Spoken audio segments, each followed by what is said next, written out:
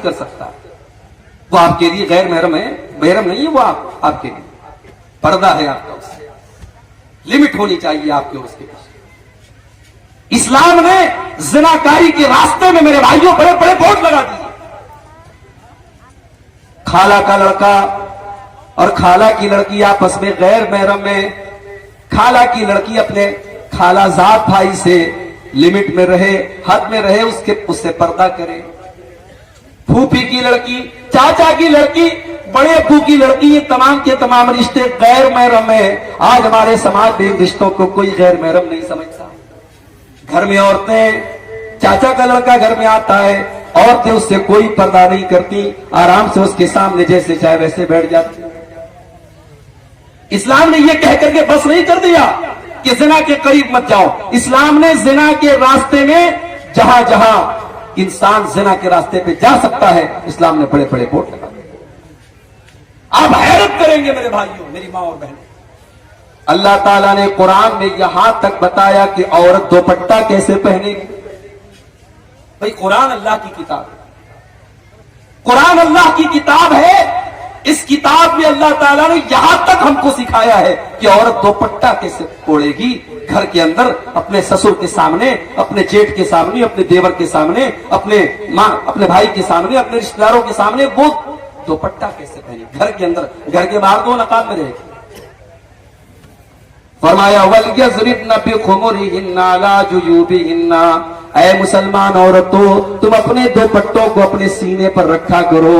دوپٹہ کندھے پر رکھنے کے لیے نہیں ہے, دوپٹہ گلے میں ڈالنے کے لیے نہیں ہے, اپنے دوپٹوں کو اپنے سینے پر, اپنے گریبان پر رکھا. یہ نہیں کہ چلو ہمارا بھائی تو ہے, ہمارے سسر ہیں تو کیا ہوگا. مسلمان عورت کا دوپٹہ اس کے گریبان پر ہو. یہاں تک بتایا اللہ نے قرآن میں کہ اگر ایک عورت کو کسی غیر محرم مرد سے اگر بات کرنے کی ضرورت پڑ جائے تو بات کیسے کرے. اللہ نے فرمایا قرآن کے 22ویں پارے میں فَلَا تَخْضَعْنَ بِالْقَوْلِ فَيَطْمَعَ الَّذِي فِي قَلْبِهِ مَرَضٌ وَقُلْنَ قَوْلًا مَّعْرُوفًا. اے مسلمان عورتوں, جب تمہیں کسی غیر مرد سے بات کرنے کی نوبت آ جائے اور بات کرنے کی ضرورت پڑ جائے تو تم اپنی آواز میں نرمی پیدا نہ کرو, اپنی آواز میں لچک نہ پیدا کرو, تم اپنی آواز میں کڑک انداز پیدا کرو, تم سختی کے ساتھ بات کرو. سامنے والے کو یہ نہ لگے یہ مجھ کو لائن دے رہی ہے, سامنے والے کو یہ نہ لگے کہ یہ مجھے سگنل دے رہی ہے. سامنے والے کی امیدوں کو توڑ دو, تم سختی سے بات کرو, تم نرمی سے بات نہ کرو. آج کل یہ بھی چل رہا ہے. فیس بک والی دینی بہن, لڑکی نے پوسٹ ڈالی, کوئی قرآن کی آیت لکھی, لڑکوں کی لائن لگ گئی, ماشاء اللہ سبحان اللہ. کیا ایسا؟ ارے یہ ہماری دینی بہن ہے.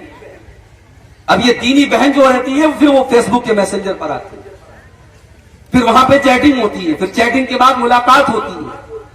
یہ زناکاری تک پہنچانے والے راستے ہیں میرے پیارے ساتھیوں. اسلام نے ان راستوں کو بند کیا ہے. آپ کی کوئی دینی بہن نہیں. ویسے تو سارے انسان آپس میں ایک دوسرے کے بھائی, یہ سب آدم کی اولاد ہے, سب حوا کی اولاد ہے. آپ کی بہن صرف آپ کی سگی بہن ہے جو آپ کی ماں کے پیٹ سے پیدا ہوئی ہے. یہ آپ کی رضائی بہن ہے جس نے آپ کے ساتھ دودھ میں جو شریک ہوئی ہے. جس عورت کا دودھ آپ نے پیا ہے اس لڑکی نے بھی پیا, وہ آپ کی بہن ہے اور آپ کی سگی بہن ہے. باقی دنیا میں کوئی بہن نہیں آپ کی. اس سے آپ کو پردہ, اس لڑکی کو آپ سے پردہ کرنا ہے اور آپ کو اس سے دور رہنا. تو آفتاب نے اور شردا نے لیو ان ریلیشن شپ میں وہ زندگی گزار رہے تھے. اب کیا معاملہ ہوا اللہ عالم. میڈیا میں خبر, آپ میڈیا کو تو مسالہ ملنا چاہیے صاحب.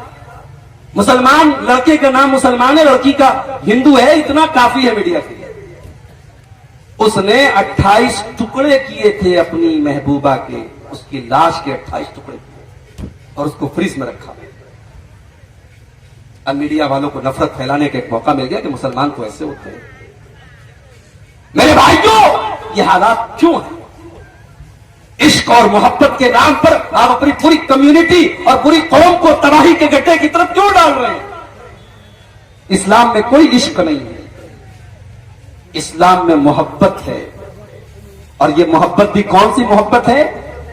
جو نکاح کے بعد ہوتی ہے. اسلام میں نکاح کے بعد محبت ہوتی ہے, محبت کے بعد نکاح نہیں ہوتا. اسلام میں لو میرج نہیں.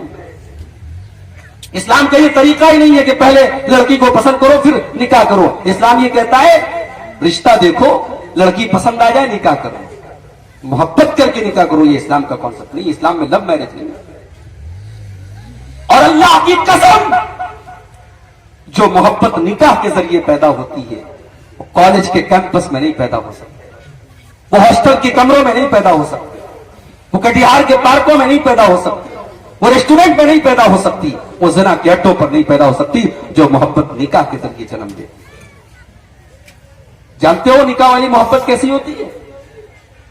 60 سال کا بوڑھا ہے, 50 سال کی بڑھیا ہے. نہ بڑھیا کے اندر اب کوئی خوبصورتی بچی ہے, نہ بڈھے کے اندر اب کوئی طاقت بچی ہے, لیکن بڑھیا کو کھانسی آتی ہے تو بوڑھا بے چین ہو جاتا ہے. بوڑھے کے پیٹ میں درد ہوتا ہے, بڑھیا بے چین ہو جاتی ہے. بڑھیا 2 دن کے لیے مائکے چلی جاتی ہے, بوڑھے کو رات میں نیند نہیں آتی. بوڑھے کے سر میں رات میں درد ہوتا ہے, بڑھیا اپنی نیند قربان کر کے اپنے شوہر کے سر کو دباتی ہے. یہ پیار ہے میرے بھائی, یہ ٹرو لو ہے, یہ محبت ہے. یہ محبت کس نے پیدا کی؟ اللہ نے محبت کی. وَمِنْ آيَاتِهِ أَنْ خَلَقَ لَكُم مِّنْ أَنفُسِكُمْ أَزْوَاجًا لِتَسْكُنُوا إِلَيْهَا وَجَعَلَ بَيْنَكُم مَّوَدَّةً وَرَحْمَةً. میرے بندو, اللہ کی بہت بڑی نشانی یہ بھی ہے, اس نے تمہارے لیے تمہارے جوڑے بنائے, اس نے تمہارے لیے تمہاری بیویوں کو بنایا تاکہ تم ان سے سکون حاصل کرو. وَجَعَلَ بَيْنَكُم مَّوَدَّةً وَرَحْمَةً. اور اللہ نے میاں بیوی کے درمیان محبت ڈال دی, رحمت ڈال دی. اللہ نے شوہر اور بیوی کے درمیان محبت پیدا کر دی. لڑکا لڑکی کو نہیں جانتا, اس نے کبھی شکل بھی شادی کے پہلے نہیں دیکھی تھی. اس کے ماں باپ گئے, لڑکی کو پسند کیا, نکاح ہو گیا. مولوی صاحب نے اللہ کا قرآن پڑھا, کلام پڑھا, نکاح ہو گیا. دونوں میں اتنی محبت ہو گئی, اتنی محبت ہو گئی کہ لڑکا اگر پردیس میں جانے لگتا ہے, لڑکی کی آنکھوں سے آنسو بہنے لگتے ہیں. وہ اپنے شوہر کی جدائی برداشت نہیں کر پاتی. اللہ نے فرمایا یہ محبت پیدا کرنے والے ہم ہیں. میرے بندو, یہ سچی محبت ہے, یہ سچا پیار ہے جو اس کے دل میں ہم نے ڈالا ہے, جو شوہر کے دل میں بیوی کے لیے ہم نے ڈالا, جو بیوی کے دل میں شوہر کے لیے ہم نے ڈالا. آج ہمارا نوجوان زنا کے اڈوں کی طرف جا رہا ہے. مسلمان لڑکیاں آج غیروں کے ساتھ بھاگ رہی ہیں, مرتد ہو رہی ہیں. میرے پیارے ساتھیو, آج سب سے پہلے اپنے ایمان کی قدر کرو, اپنے ایمان کی